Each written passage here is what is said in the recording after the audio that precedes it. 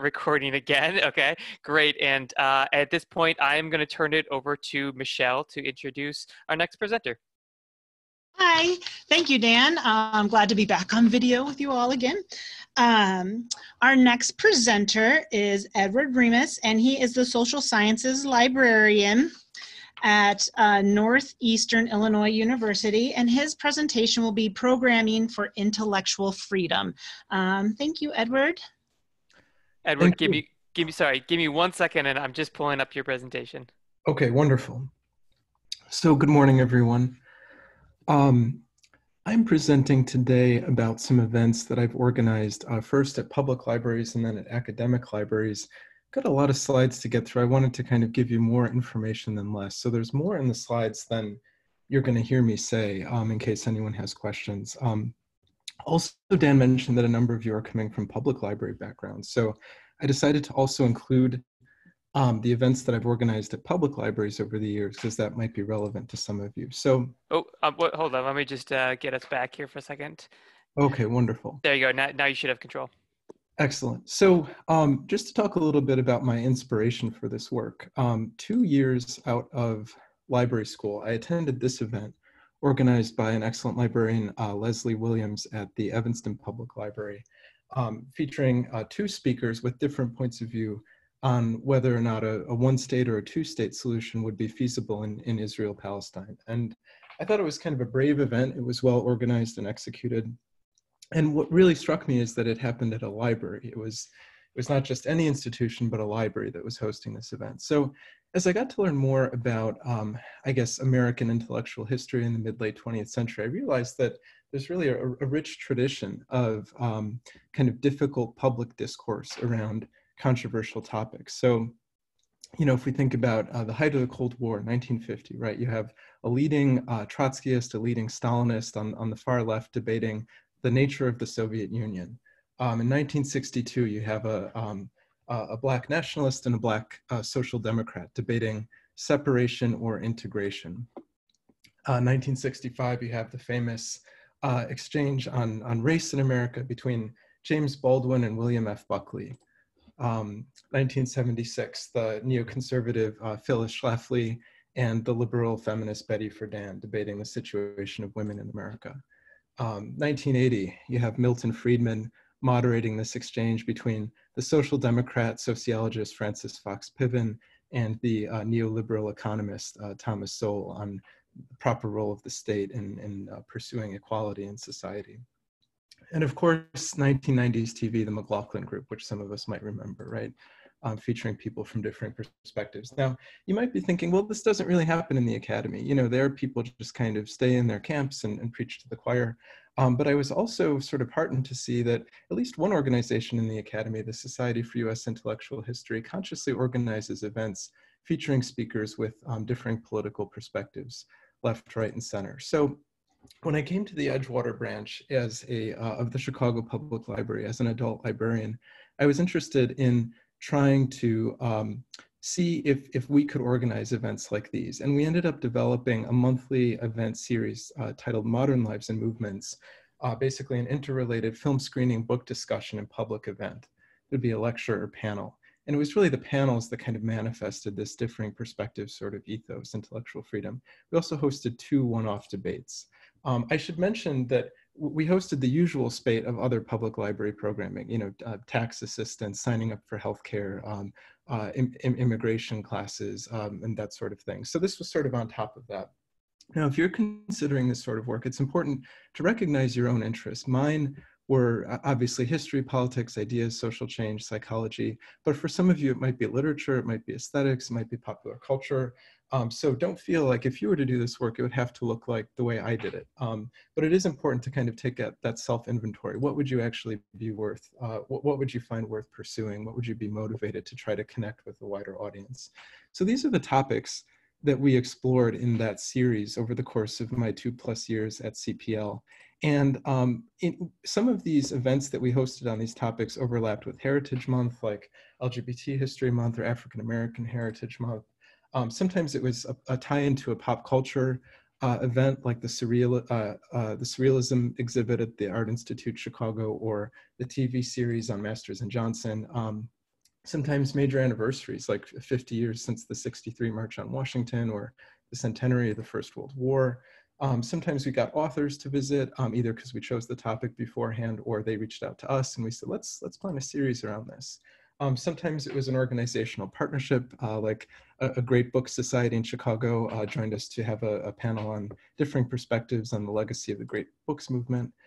Now, again, some of these were lectures, so it wasn't really differing perspectives so much, except, in the audience Q&A, but some of them were panels, and those were often the most interesting events because, again, I tried to curate these to at least feature some meaningful difference of perspective, not always a full-on debate, but at least some kind of difference of opinion or emphasis. So, for example, we held a panel, Women's History Month, on the tasks of feminism today, and that included some women who were pursuing more of a corporate strategy and others who were more sort of activist organizers. We had sort of different disciplinary perspectives like journalism, history, and then a major Chicago film critic to talk about the movie 12 Years a Slave.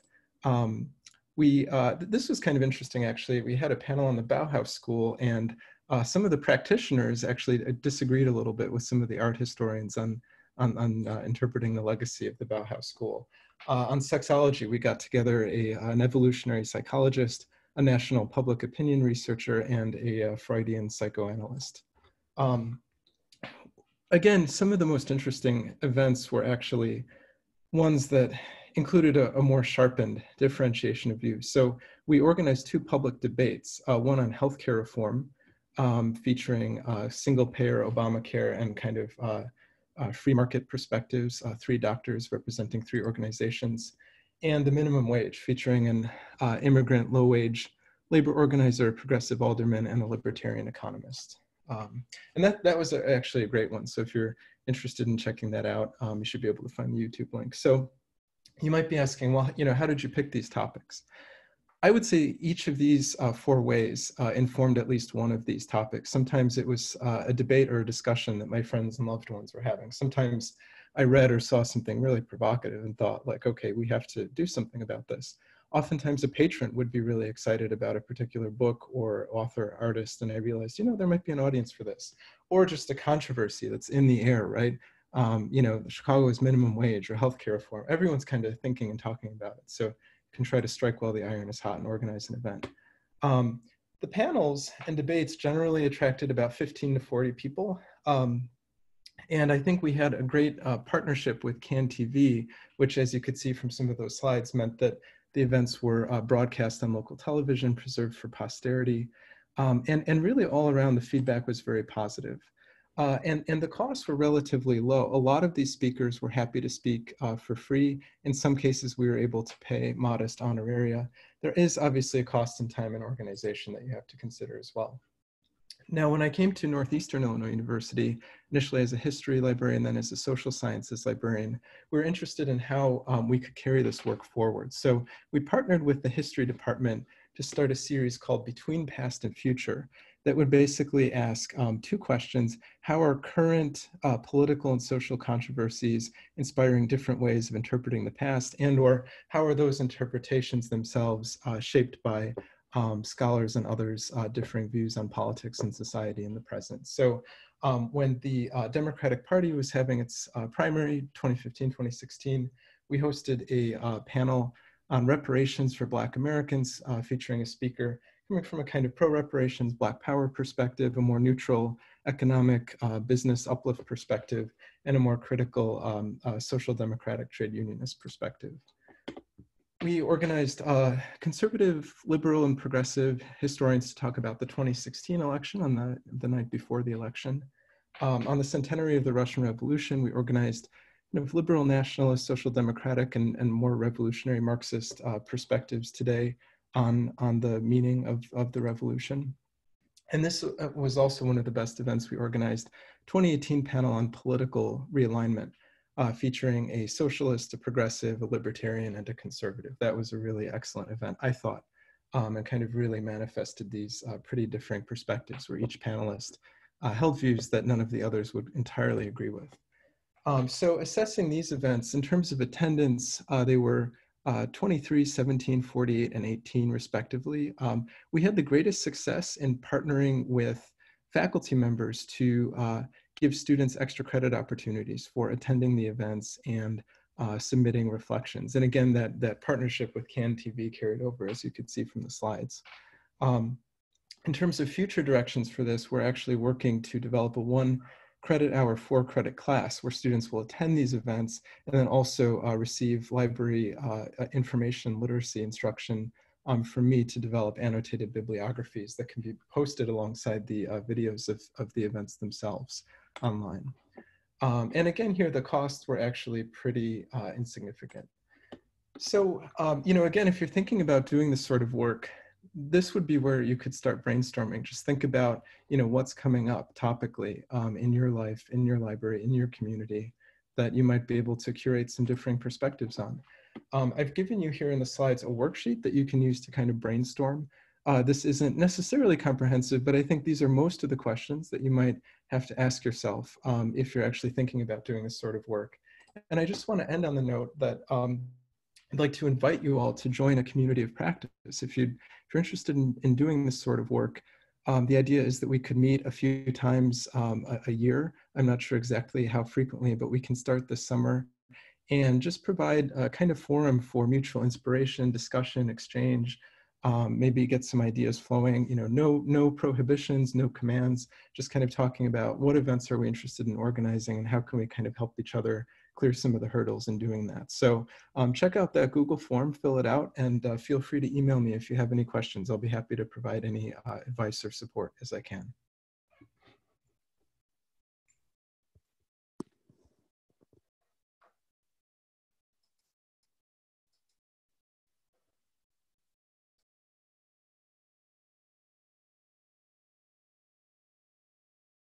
So much. Oops. Okay, sorry. Thank you. Our next presenter is Dan Matthews, Digital Services Librarian at Moraine Valley Community College. And he'll be speaking on experiences in Open Textbook Network Certificate in OER Librarianship. One second, Dan, just bringing this up. Sure, no worries. The first couple slides are really just introduction about me, which Michelle did, so that's great. So again, I'm at Moraine Valley Community College, which is in Palos Hills, the kind of south suburbs of Chicago. And I really wanted to just kind of give you an intro to the program. So if you had seen emails about it and were interested in it, but weren't quite sure what it was going to be like for you, just to give kind of an idea of what happens and how it was working. Sorry, Dan, this always happens. Okay, there you go. Now you should be able to change those buttons. Okay, great. Thank you. Okay. And so a little bit about the work that I do. My job is, when you hear digital services, I always think of like electronic resource management, database management, backend stuff. But what I really do is work with students on creating media. So making podcasts, making videos, learning about file sharing and things like that. So it really is a good fit for OER. I'm currently co-chairing our college's Affordable Course Materials Committee with the Associate Dean for the Center of Teaching and Learning, Sarah Gallagher. Shout out to her, she's amazing and makes this all work and is a really great partner for that. And I myself have also taken a couple of other OER workshops, and we've hosted a couple workshops on campus as well, just to kind of start informing our faculty and stuff like that. So that's kind of context from where I was when I was considering enrolling in the program. So we, on our campus, are trying to grow our OER program, and we have a number of institutional barriers. So I was really hoping to get some insight and some like practical strategies to kind of tackle those. And I think I was able to get that from the program so far. The certificate also provides like a go-to person for our campus, which I think for us will help lend some legitimacy to growing an OER program. So showing that somebody has kind of become an expert, so to say, in OER and somebody that can help kind of foster a program. I also was hoping to get a little bit of a boost and a refresher in a lot of OER content, because there was kind of a sudden transition into me taking on this co-chair position for our committee. So I just wanted to feel extra confident in moving forward. Carly offered me a scholarship and offered a number of other Illinois librarians a scholarship to be able to attend and participate in the certificate. So shout out to Carly, thank you. Because the certificate was expensive at around $1,300. So if it wasn't for that scholarship, I wouldn't have been able to. And I was also looking just to get connected with other librarians. So see what other states are doing statewide, see what other colleges are doing, our peer institutions, people that are larger than us, all that kind of stuff, and just kind of get connected with people to see what's happening. So the program itself, initially, and this changed obviously with the pandemic and stay-at-home orders, but as it was presented, it was a five weeks of Canvas content with a 3-day workshop in Minneapolis that was in person and designed to just kind of be a capstone for all of this content. Each week in Canvas came with a couple of different topics that each had their own readings and assignments. Some were just comprehension checks, so like you know, answering questions about the readings and things like that. But a lot of the assignments were reflective assignments geared towards how you specifically will practically engage with the content that was presented that week, which I think was really helpful and really provided a lot of good groundwork for moving forward with my own program. Each week also had a discussion board, so an opportunity to just kind of chat back and forth about the readings with other people. So there's that. So the modules that were presented really just kind of ran the gamut of the groundwork for an OER program, I think, to kind of just get us prepped for this 3-day workshop so we could talk about some more advanced things in that workshop. So we covered what open education is, what OER is, Creative Commons and copyright issues, things like that. We covered how to kind of show value of OER on your campus, so how to talk to administrators, faculty, and students about open educational resources and just making it clear how it benefits everybody.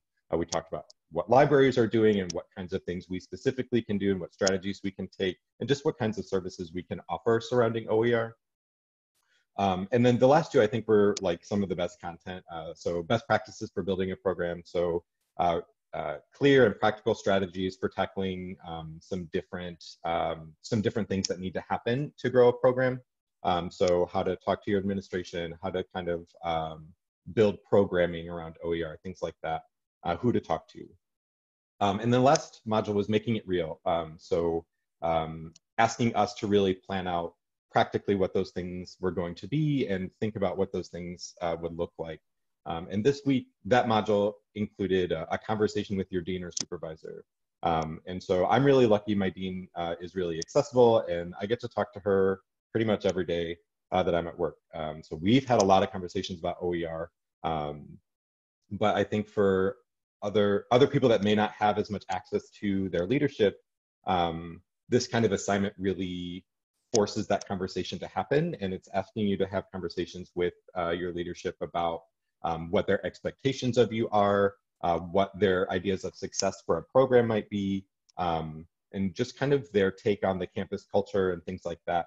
And that was a really great conversation. We've talked about all that stuff before, but it was really good to talk about that and then also be able to talk about that stuff in relation to COVID and how we're moving forward with online instruction and what things are going to look like throughout the summer and through the fall. So I think that was a really good assignment. So some of the adjustments with the stay-at-home orders, all the modules and the due dates were very flexible. So they just kind of doubled the amount of time that you got and said, even if you can't meet these deadlines, like just be flexible, let us know, like we'll get it, it's fine. Obviously the in-person event was canceled. So that 3-day event, they've adapted into other online content. I haven't actually gotten to experience much of this content yet because it's scheduled to go out through the summer, which will culminate in September with like an action plan. So really pulling together all of the different planning and reflection pieces that happen throughout the modules and the different pieces of the course and putting that into action. So something that you can kind of follow and get started, which is great. There will be some synchronous meetings throughout the summer to kind of get connected with people with your cohort. But for me and my cohort, we probably saw 75 to 80% of people just kind of drop out. And so I stopped seeing them in the discussion boards, which is really the only way that we kind of were able to communicate. So, you know, I'm apprehensive a little bit about the networking and like these synchronous meetings, just because people's participation has been understandably low or none in light of current events. So some of the highlights for me and some of the things that were really important to get out of this are that I'm not alone in where I am at my campus. It was really good to see that other institutions are tackling similar problems and tackling problems that I hadn't considered, but once hearing about them was like, oh yes, like we will come across that too. So that was great. Successful growth seems to come from working with faculty. So finding the faculty members that are already doing this, getting connections with people that will, and building that program from those faculty members. Administration is really going to respond to those faculty members and what they are doing, and that's going to be the thing that kind of initiates growth with a program. There are a ton of support networks out there, and there's a ton of resources out there. So this program was really good at like highlighting different places to go, like Open Textbook Network, who sponsored the event, but also a number of other repositories and organizations that are really trying to get OER up and running in many different areas. They also connected you with a ton of resources, so articles, websites, all kinds of repositories to kind of get you started. Any question that you have, there's a resource out there that's going to give you the information you need, and it's all kind of packaged together in this course, which is great. The networking is tough. I think Canvas is always tough. Networking and discussion boards anyway, but especially during a pandemic. So people's priorities are probably getting their personal action plans and things like that done. So the discussion amongst everybody else kind of fell, you know, way down. And even those discussions that are happening, people are checking the box in a way. So I think under different circumstances, these discussions and networking could have been really valuable. But with, you know, with the current circumstances, there's opportunity for Delta for some change. So that's kind of the overview of the program. I think it was really valuable. I think it really offered a lot to the people that were in the program. And if you want to know more, if you want to talk about OER a little bit more, I have a shameless plug. In June 25th at noon, IACRL is hosting a journal club discussion that's going to center around OER. I'll be leading that discussion. There's a link to register on this slide, so when those slides get shared out, click that and register, and we're going to be talking about what you're seeing around the state as far as OER is concerned, what you're doing, what's happening at your school, all that kind of stuff. So if you want to get fired up about OER, join us in June and we'll do that. So thank you. All right, thanks so much, Nancy. I already have your journal article. This is what we'll be reading. I already have it printed out. Have not started reading it, but very excited for that. So thank you actually for the shameless plug. That's wonderful.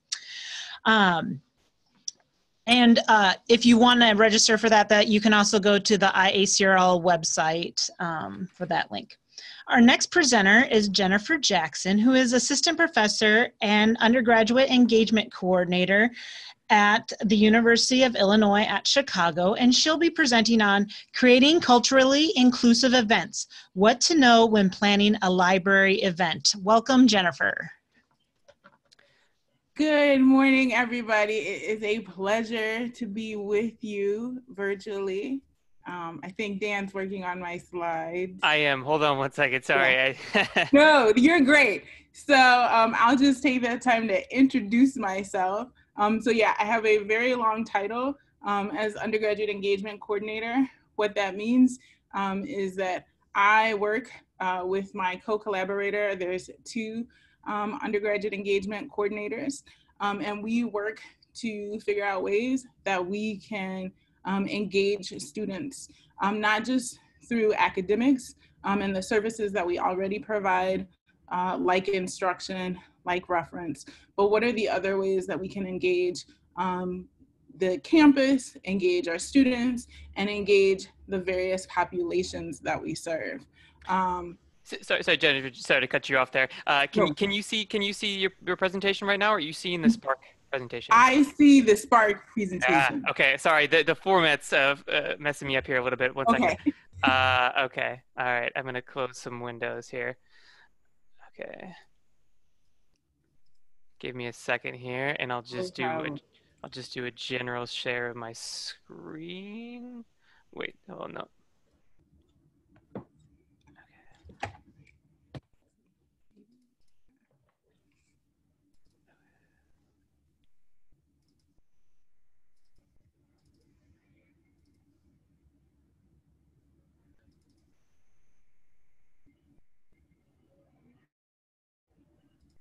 And if not, let me know, because I can always share my screen. Okay, it shouldn't have to, but for some reason, every time I'm pulling it up, it's disappearing. I don't know why that is happening. Okay, now share my screen. Okay, if I go Jennifer Jackson, if I click on that, you should be able to see it, right? Hold Yeah, on. I mean, There I it- see my, there we it is. go. All There right. we go. Okay, now you've got control of the slides. Okay, cool. Where's the little, sorry, I'm looking. Oh, you got it. You got it. Okay, okay. And you can use the keypad to control it. The Okay. arrows. Okay. Let's see. Come on. Or not. What's happening? Let's see. Sorry, y'all. It's not moving. What happened? Oh. Yeah, you can use your arrows to control, go back and forth. There we go. There we go. Okay. So, yes. So I'm one of 2 undergraduate engagement coordinators for the University of Illinois at Chicago. That was my information. I'll put my information up at the conclusion of my presentation. But just to highlight, what does it mean to be culturally inclusive? Now for myself, from an educational perspective, cultural inclusiveness has roots in cultural responsive pedagogy. And that started with 2 articles that were written by Gloria Ladson Billings. I have the citations listed in this particular screen. But in terms of what it means to be culturally inclusive when planning an event, it means we are addressing and we address and support the needs of the specific culture. Individuals of the specific culture have a clear and present voice, and the culture is respected and valued within the given environment.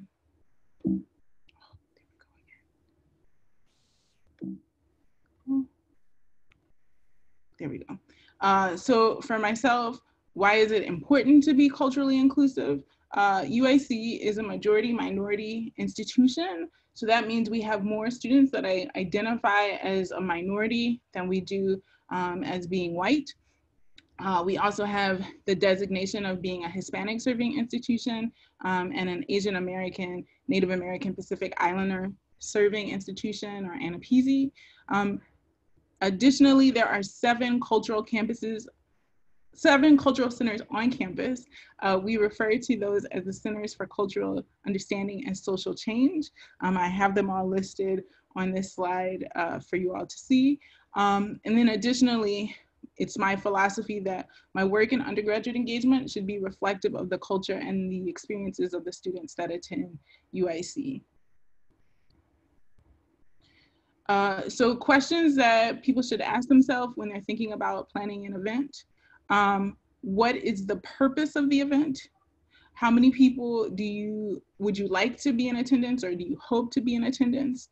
My recommendation is, if you haven't done this before, or you've done events where there have been kind of low attendance, start small. I think it's great to think that we're going to have large numbers, but particularly if you're new at planning events, do something that's manageable for yourself, your team, if you have the benefit of having a team, and go from there. What spaces are available to host an event? In light of COVID-19, I would also ask, can this event exist in an online format? What methods will you use to market and promote the event? What budget or cost is associated with the event? And will there be a collaboration or partnership with other organizations, colleges, or departments? It is important in thinking about collaborations or partnerships. I encourage everyone, if they are interested in planning any kind of event, that you identify who your stakeholders are going to be. It's important to identify who your stakeholders are going to be, because it creates, one, by having collaborators or partnerships, you create a greater knowledge base for ideas. There's a stronger focus on culture or the particular identity group, and it extends opportunities for greater attendance.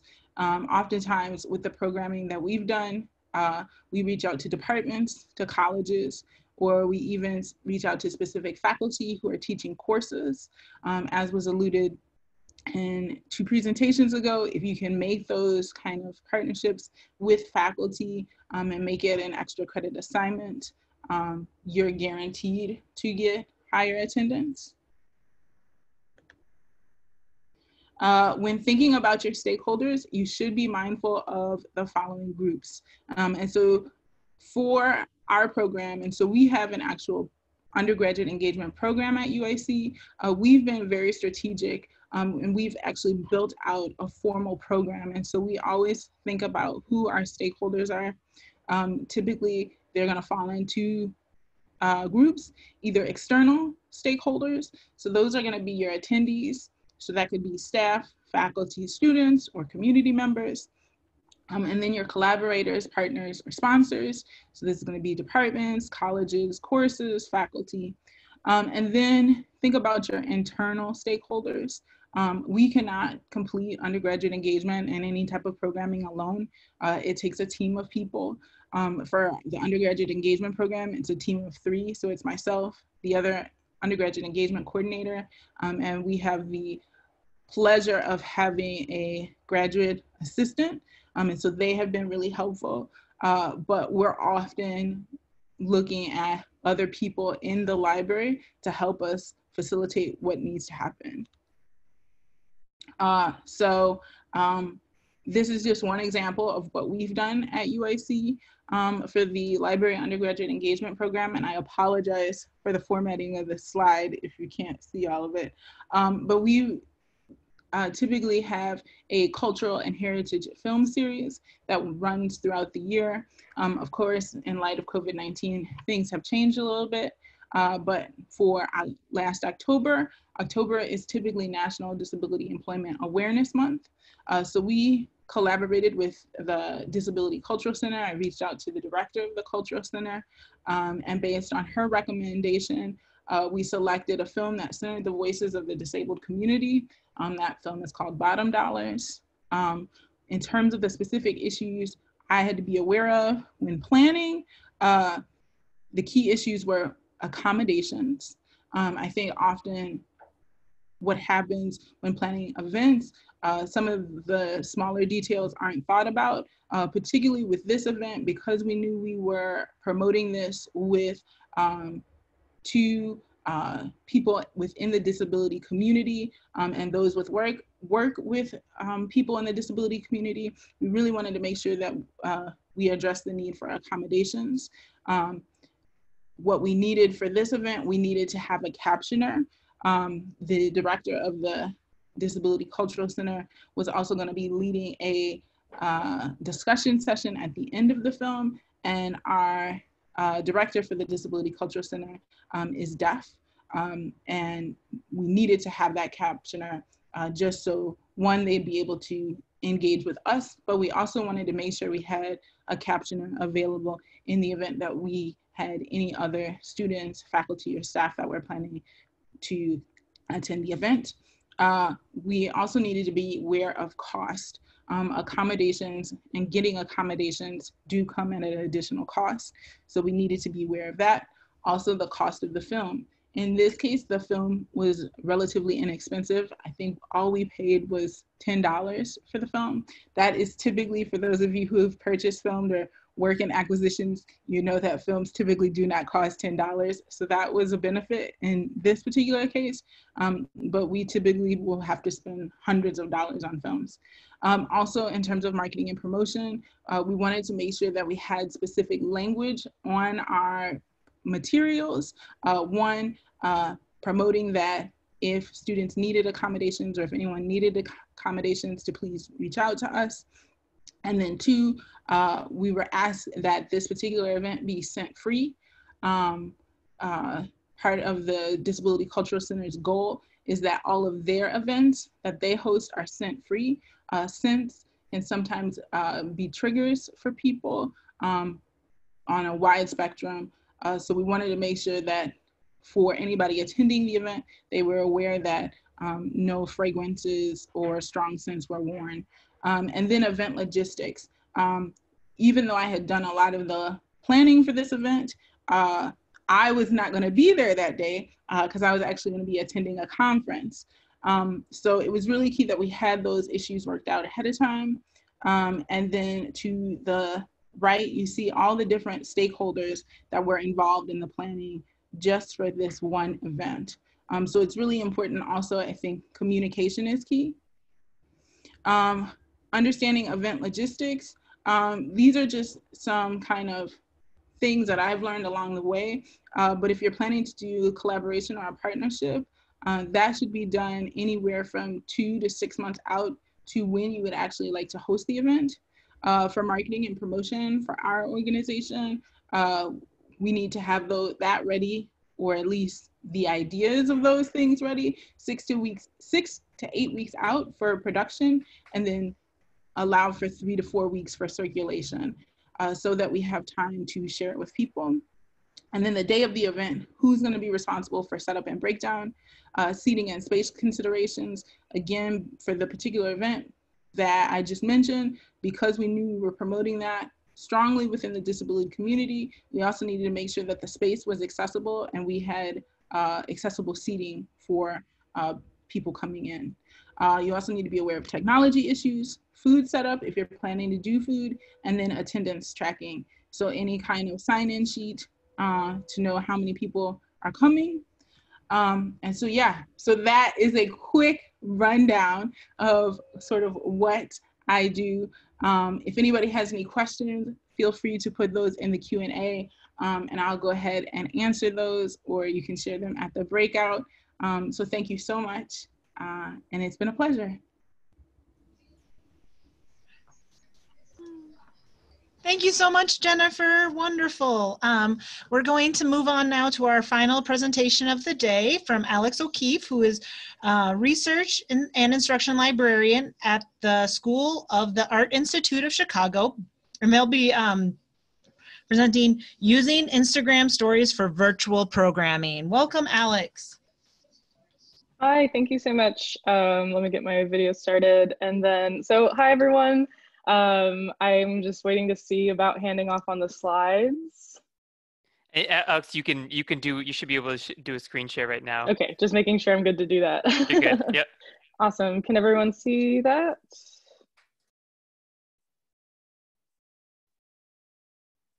Is Yep, it sharing? looks good. Okay, excellent. You got it. Oh, thank you. So hi, again, my name is Alex O'Keefe, she, her, hers pronouns. I'm the Research and Instruction Librarian at the School of the Art Institute of Chicago. And so I will be watching time, I promise. Thank you so much for sticking around. I know I'm the last presenter. So I submitted this after COVID had hit, so I already, we had kind of had some plans in progress, but we hadn't executed them just yet. And so just rethinking programming, though, as a result, all of our, obviously, spring programs got canceled and we didn't have any virtual programs before now. So that disruption making us rethink. So in that rethinking, we started with evaluating the needs through our social media team. We had discussions around our content and what we wanted out of it. And a lot of it came down to, we both want to be educational and let people know about the resources we have that are online, because art faculty and staff and students are more used to using physical items than they are online. So getting people accustomed to that and letting them know what's available to them was one of our kind of educational goals. But then also trying to remember the tone right now, especially on social media, and come up with things that are a little more entertaining and find a balance between the two. So in our cases, we wanted to talk about electronic resources, remote services, so how we can still help our patrons, but we also wanted to keep it fun. Then where to program. So we had some discussions in the main collection side about our programming initiatives and decided that Instagram is ideal. We have a built-in audience of over 1,000 followers already on our Instagram. Also knowing things from like the Pew Research Institute studies and things in terms of our demographic, which is largely students. Most of them are on Instagram, and so that's kind of going to where our people are.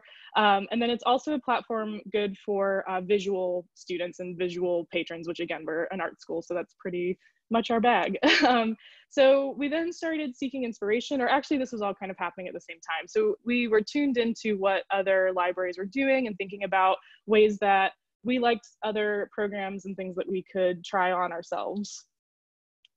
So we had two different initiatives on social media, and I'll mostly be talking about the Instagram stories as my presentation title suggests, but I didn't want to overlook the fact that we have some other posts and content going up that are reaching those goals we initially set.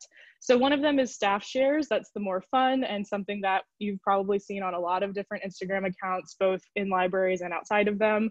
So that's something that we really explored, and it's been fun, and we're still ongoing with that every Monday. We have What's New Wednesday, where we already were doing What's New Wednesday normally with books, but now we highlight electronic resources that people should know about, and we have a LibGuide list that we link to in our Instagram, so there's a way for them to get to those materials a little bit easier. Then we also have Free Resource Friday, similar to What's New Wednesday. We're essentially looking for things that are relevant to our community that are more open access centered materials. And then we have virtual book displays. We've done one for Sexual Assault Awareness Month, which was a physical book display planned, and we decided, well, since we can't do it the way we initially intended to, we would go with the LibGuide list and do promotion on Instagram, Facebook, and Twitter in that case, since it was a little bit larger of a program. But for our Instagram stories, which were the more exciting initiatives in terms of like programming the way we normally would, we had kind of a more passive program style, which is the how-to series, and then a more active programming style, which is our Librarians Live series. So to break both of those down, the how-to series, I've got a GIF, hopefully it'll animate on the right, that walks through one of them. But the idea was inspired by the Yale Haas-Arts Library account, where they do Instagram Instructables. This is something they had been doing before COVID, but knowing that a lot of our patrons may not know how to access things or maximize using our search systems for online resources, we decided to make a couple of how-tos. So far we've done how to log into Summon, our search tool, to make it a little bit easier to connect to articles and online resources. And we've also done how to connect Google Scholar to the library. In our instruction and from talking to students, we know a lot of them are using Google Scholar. And on campus, it's a little bit easier, but off campus, they may not know that they can set that connection up. So we've talked through that in how to. And then we have ideas for some more. So finding specific types of electronic items with filters, streaming movies and videos at home, which is a really exciting how-to we want to work on, and then accessing our special collections. So we kind of started with the main collections resources, but we want to expand both of these programs, the how-tos and the Librarians Live, to focus on our special collections as well, because they're still accessible in a different way, and we want people to know that. And so in terms of the statistics for these, the first one reached, I think, 95 retained views, and the second one reached 83. And I use the phrase retained views as in people who went from the beginning all the way to the last slide of the story, because I think they are about 5 or 6 slides each. I'd have to look. But I think that's a really high number of retained views for a how-to. I was really pleased by it. And also, they all started with like over 100 views. So we had people at least like beginning to see the content, even if they didn't stick through it. And then we keep these on our permanent posts through the highlights feature. So we do highlight these as how-tos in our account, and so that way they could be returned to if desired. And then Librarians Live is a super fun event that we do, that we go live on Instagram. It's something we had never done before. I had never done it before, despite how much I use Instagram. I had done live events where we essentially just film what's happening, but not this interview style. So we were inspired by the Micah Decker Library. They have a series called Info Lit that's really cool, where they interview both library and artists and lots of different folks to have this Info Lit series. So we were like, that's amazing. We want to try it. And so we've done 3 now. We've done a main collections Q&A with Flaxman Librarians, myself and Mackenzie Salisbury did one together. And then she and I rotate who interviews people moving forward. So since then, we've done a Q&A with 2 graduating student workers. One is our main collections graduating student worker Wayne, pictured here with Mackenzie. And then we had one this week, actually yesterday, with Grace from the Joan Flash Artist Books collection. And both were really fun, really engaging, and tapped back into that community that the library has that is a little bit harder to replicate virtually. So we're also working on now coordinating a staff Q&A with each of our special collections. We've got one next week with Joan Flash Artist Books collection, and those will be more targeted around the education and talking through how to access their collections and services remotely. Then we also are including in these interviews, of course, more fun questions to help people get to know the staff or the student workers that we're interviewing. So it's kind of trying to tap into those feelings of both fun and productive. So now, as of this week, it's a very new development. We're using Instagram TV or IGTV to retain these videos in a more permanent format. So like stories, live videos are pretty ephemeral if you don't find a way to publish them in Instagram. And so that's the way we're pursuing it. So we now have published, unfortunately, we did not capture the initial main collections Q&A in time, but we've published both student worker interviews on our IGTV if you're interested in checking them out. So I know that there's also public librarians here, so I wanted to just talk more generally. This was our essentially like case example of us thinking through programming virtually. And I should also shout out that the Joan Flash Artist Books Collection has a phenomenal virtual program that's done on Zoom that is a publications clinic. That was a program that existed prior to COVID, and so it had name recognition essentially in a community around it already. So that was a really awesome program that's also continuing. That's not on Instagram. And so that is an example though to segue into these considerations. Whenever making virtual programming, this is a lot of similar considerations to your normal programming, but first asking, in this case, what do we normally do with our programming that we can translate virtually, which came up in the last presentation, which is phenomenal. But again, in our case, thinking about kind of those key pieces of programming that we want to retain. And then are there new needs you can meet with virtual programming is another one. So for us, those how-tos, that's a new need that has arisen that we wouldn't normally meet with our in-person programming. And then assessing your own virtual situation. So who comprises your audience and where are they? It may not be on Instagram. It may not be on Twitter or Facebook even. It might be better to do something like a Zoom room where you reach out over email to your audience and ask them to come, or in this case, we cross-promoted through our channels, which was really exciting, and we had some people come through that promotion. But just thinking about who's your audience, where are they already, where is it going to be the most comfortable to meet them, where they're at, and where is it going to be the most effective for your program.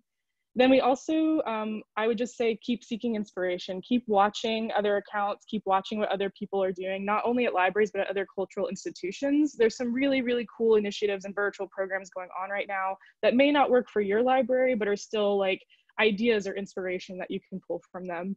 And then thinking about inclusiveness, this is more just a reminder that it is a little difficult with virtual programming, especially things like Instagram not having closed captioning is really frustrating. So there's ways that virtual programming can be less inclusive and it's a little bit more difficult. And thinking about your audience in that respect and thinking about making sure you're meeting those needs, considering their access, preferences, and accessibility concerns.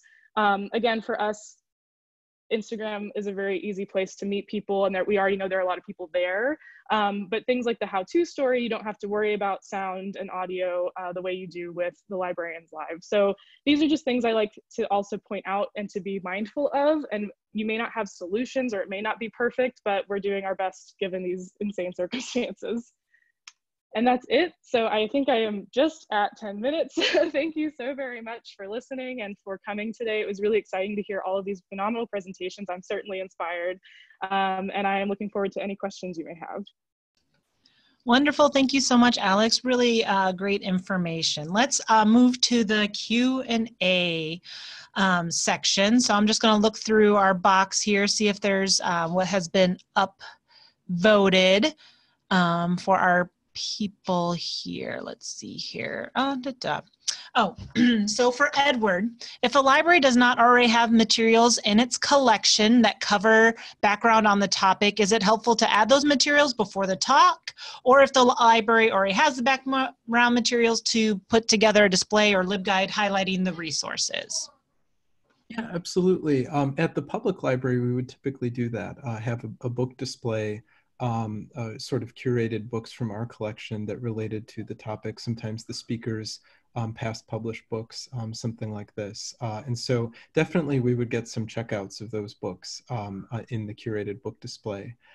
In the academic library context, we've done that a little bit as well, although I think typically their students rely more heavily on iShare interlibrary loan, But that's certainly informing the way that we're moving forward with this series, this Between Past and Future series, in terms of tasking students who are taking this upcoming 1-credit course with generating annotated bibliographies related to the event based on the library research skills they learned. So I think certainly developing the collection in relation to that class will be something that we'll be thinking about. Yeah.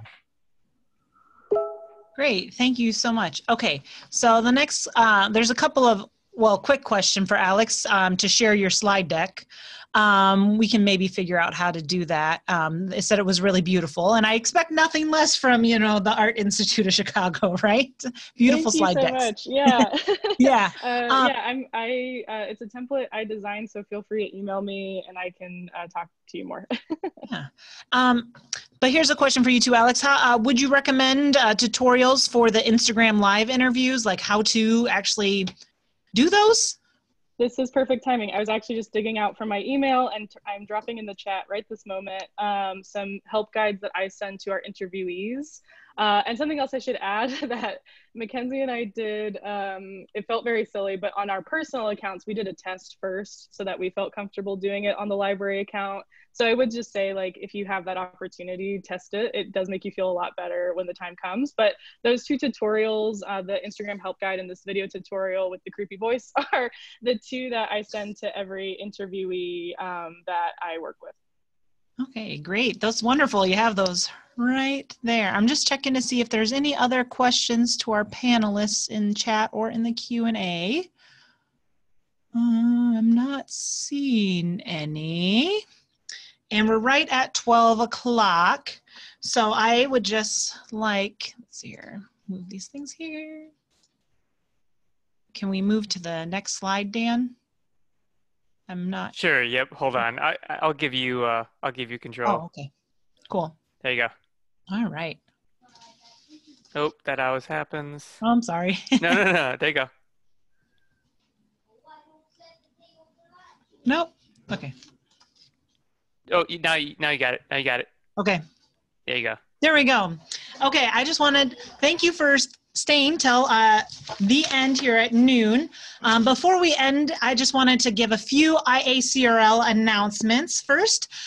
This is something that we've been working on for a really long time, and maybe you've heard of it or maybe not, but we're opening our collection for our Directory of Expertise. So you may have stopped by our booth at the ILA conference last October and signed up, but even if you did that, we need you to sign up again, because we're now collecting those in one place on this Google form. And so what this is designed to do as a project is just to collect the names of librarians who are interested in sharing their skill sets with others that need maybe a mentor or some networking with others in that field. And so you'll fill out a form that has your name and contact information, but then there's like boxes where you can pick, like, I feel like I have good expertise in collection development or outreach or whatever, and you can click as many as you want, fill that form out, and then ILA and IACRL will work together to kind of make a directory where people are like, hey, I need some help with X, Y, or Z. They'll be able to then go to this directory. So it's an exciting project that we're working on, and everyone is welcome to enter as needed. You don't have to feel like an expert to be in the Directory of Expertise. Don't worry about that. Second, the ILA Advocacy Committee is working to expand its Bigger Than a Building campaign. I don't know if you've seen it, but it was designed to help libraries during this shelter-in-place executive order. And it was mostly public library facing, but now they're working to include academic librarians. And so they will be emailing IACRL members for information. So please be on the lookout for that so that we can adopt that Bigger Than a Building campaign for academic librarians to help with this idea of what to do during this time of pandemic, right? Third, I have to say thank you so much to so many people who made this event possible. This was just kind of a thought many months ago, and we were able to, it was supposed to be in person, then we moved virtual. And so it's not possible without a few amazing people. So Dan Bostrom at Rails, who has been doing a really great job, and Cindy Robinson at ILA, who has been really helpful. And then Sue Franzen, who is my vice president, president-elect of IACRL, and chair of the IACRL Conference and Continuing Education Committee, and everyone who's on that Conference and Continuing Education Committee. Thank you so much for your work, reviewing all the presentation proposals and everything. There was just so much going on. It couldn't have happened without you. And thank you to all the presenters and to all of the attendees. Like we said, this is our first event, and we hope to make this more annual or biannual. This was supposed to offset every other year from having the ACRL big conference. We would do kind of a little homegrown conference. So we were thinking about that. And so thank you for everyone to making this first one such a success. When you close the webinar, there will be, you'll be prompted for a survey, so please do that. And IACRL has many more events planned for 2020. Most of them will probably be virtual. But as Dan mentioned in his presentation, we have book clubs or journal clubs coming up and other things planned. So please check out our website. Again, that's IACRL website, so it's ila.org, ila.org/IACRL, or our Facebook page. Like and follow our Facebook page. We also have our newsletter and our listserv for more information. We'll all have that there. This recording will also live on that IACRL webpage, so if you want to share it with a friend or colleague, please do that. And thank you so much again for coming, and we are just so happy that you could attend, and see you next time. Any other remarks from any of the other panelists or planners? Thank you too, Michelle, for all the work that you've done on this. Oh, Mom, my pleasure, for sure. It's been a pleasure to be the IACRL president, and the work of others makes me look good, so I really appreciate that. Thanks, Michelle. Great job. Thanks, everyone. Thank you. Thanks, everyone. Have a good weekend.